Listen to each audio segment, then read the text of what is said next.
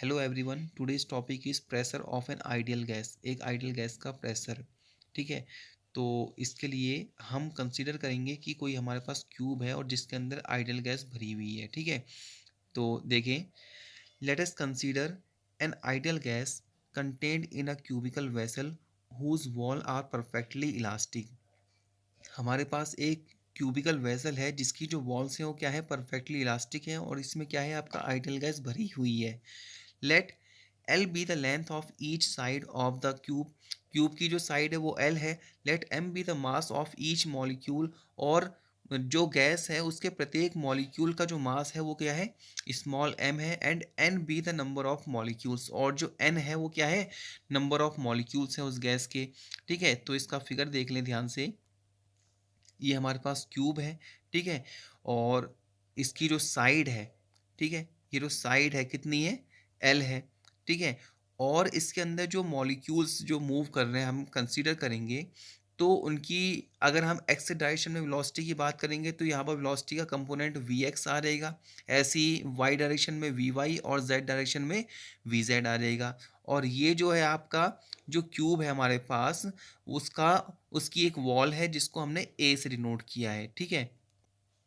Late v be the velocity of the molecule, so v square equal to क्या होगा, v x square plus v y square plus v z square.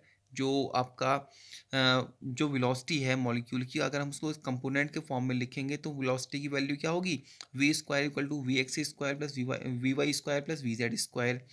Change in momentum of molecule along x-axis while colliding with phase A।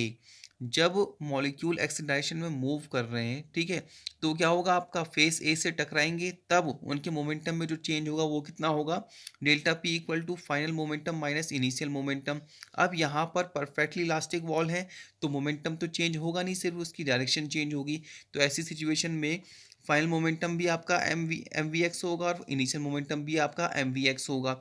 तो यहाँ पर final momentum को हम negative sign के साथ लेंगे तो डेल्टा पी इक्वल टू हमारे पास कितना आएगा, minus m one minus m we x minus m we x.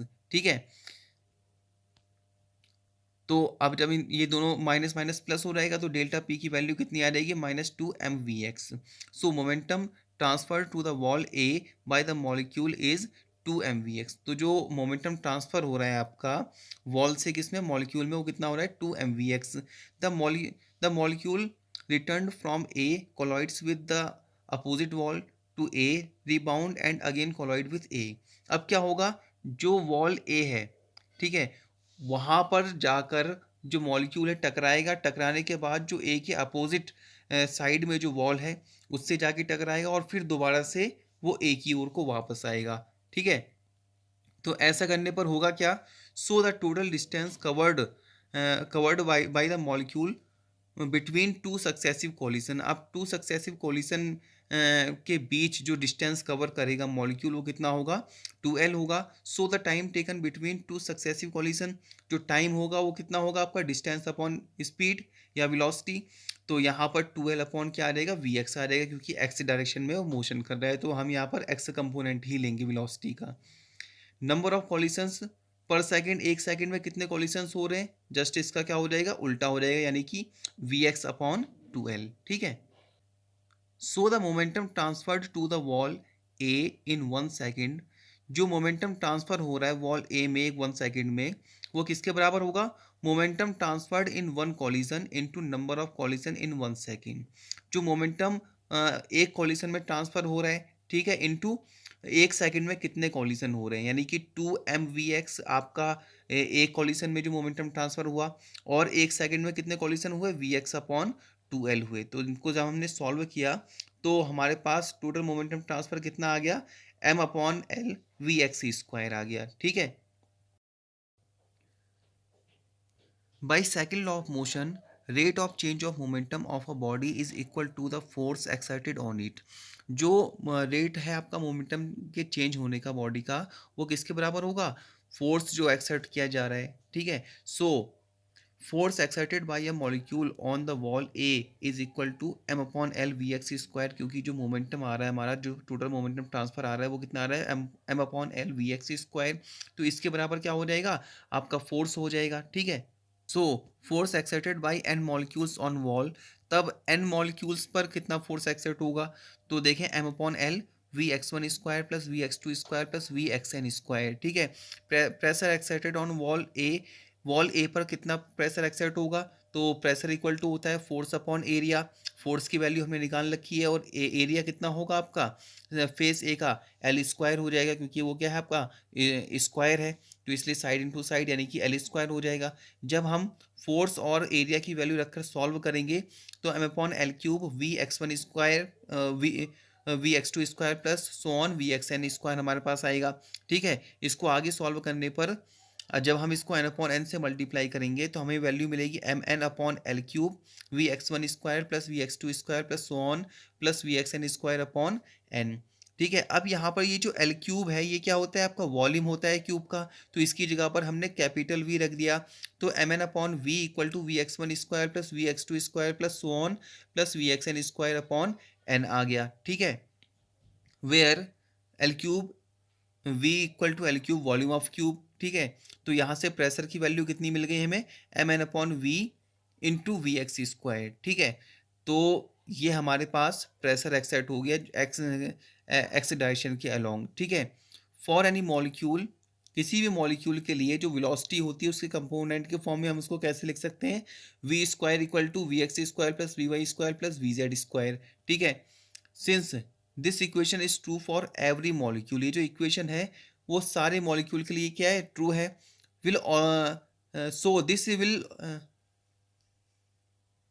So this will also be true for mean value of all the molecules, और ये जो इक्वेशन है ये ट्रू है किसके लिए, मीन वैल्यूज के लिए भी, ठीक है। जितने भी मॉलिक्यूल्स हैं उनकी मीन वैल्यूज के लिए भी क्या है, ये ट्रू है।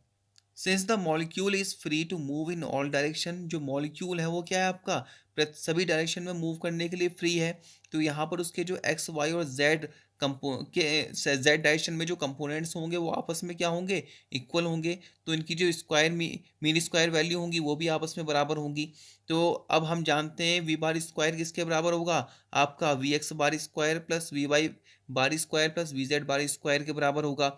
यहाँ पर हमने वी वाई बार और वी जेड बार की जगह पर भी क्या रख दिया, हमने वी एक्स बार स्क्वायर और वी एक्स बार स्क्वायर रख दिया। तो ऐसी सिचुएशन में हमें वैल्यू क्या मिल जाएगी वी की, v bar square equal to three v x bar square, और यहाँ से वी एक्स बार की वैल्यू कितनी मिल जाएगी, one upon three v bar square, ठीक है। अब ये हम इक्वेशन नंबर वन में वी एक्स बार की जगह पर रख देंगे, चलिए हमें वैल्यू कितनी मिल जाएगी, यहाँ से p equal to one upon three m N upon capital V v bar square, जहाँ पर आपका कैपिटल वी आपका वॉल्यूम है और वी बार स्क्वायर आपका मीन स्क्वायर वैल्यू है, ठीक है।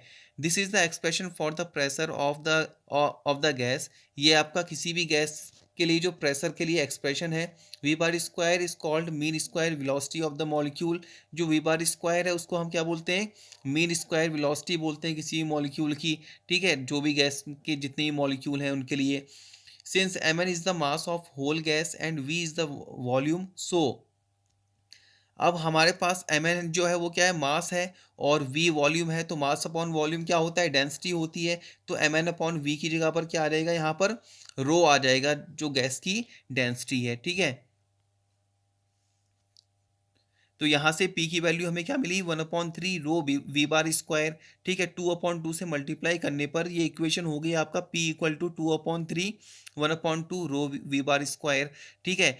और one upon two rho we bar square की जगह पर हमने दूसरा कंपोनेंट E रख दिया, दूसरी वैल्यू E रख दी, जहाँ पर जो E है उसको हम क्या कहते हैं, आपका ट्रांसलेशनल काइनेटिक एनर्जी बोलते हैं गैस की, जो ठीक है ना, कि पर यूनिट वॉल्यूम में कितनी ट्रांसलेशनल काइनेटिक एनर्जी है। तो यहाँ से P की वैल्यू हमें क्या मिल रही है, P equal to two upon three E मिल रही है, ठीक है। और जहाँ पर E की वैल्यू क्या है, one upon two rho we bar square है, ठीक है।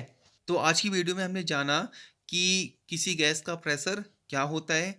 तो आज की वीडियो में बस इतना ही, मिलते हैं अगली वीडियो में एक नए टॉपिक के साथ। Thank you so much.